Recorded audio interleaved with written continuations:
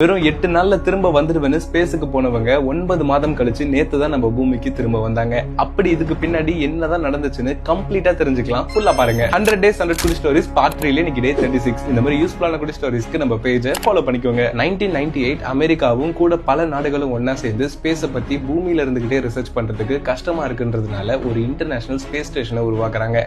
இது எப்பயுமே நம்ம ஸ்பேஸ்லயே ஆர்பிட் ஆயிட்டு இருக்கும். 2000ல இருந்து ரொட்டேஷனல் பேசிஸ்ல ஸ்பேஸ் ரிசர்ச் பண்றதுக்கு நிறைய செட் ஆஃப் ஆஸ்ட்ரோனட்ஸ் நாசா அனுப்பிட்டே இருந்தாங்க. ஒரு கட்டத்துக்கு மேல நாசா நமக்கு ரொம்ப அதிகமா செலவாகுதுன்னு புரிஞ்சுக்கிட்டு போயிங் அண்ட் ஸ்பேஸ் எக்ஸ் என்ற 2 பிரைவேட் கம்பெனி கூட லிங்க் வச்சுக்கிறாங்க.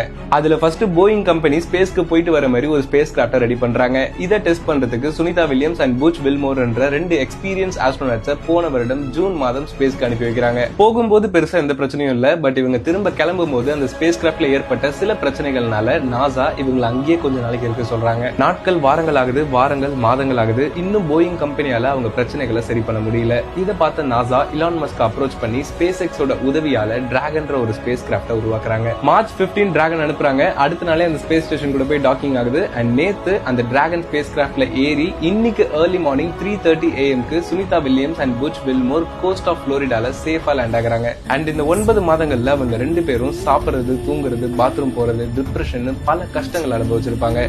ஈவன் அவங்களால பூமியில கொஞ்ச நாளைக்கு நடக்கவே முடியாதுன்னு சில பேர் சொல்றாங்க. இவங்கள மாதிரி உயிரை பணைய வச்சு ஸ்பேஸுக்கு போன எல்லா ஆஸ்ட்ரோனட்ஸும் ரியலாவே கிரேட் தான். இவங்களை பத்தி நீங்க என்ன நினைக்கிறீங்க? உங்களோட தாட்ஸை மறக்காம கமெண்ட் பண்ணிட்டு உங்க ஃப்ரெண்ட்ஸ்க்கு அந்த ஸ்டோரியை ஷேர் பண்ணுங்க. அவங்களும் தெரிஞ்சுப்பாங்க.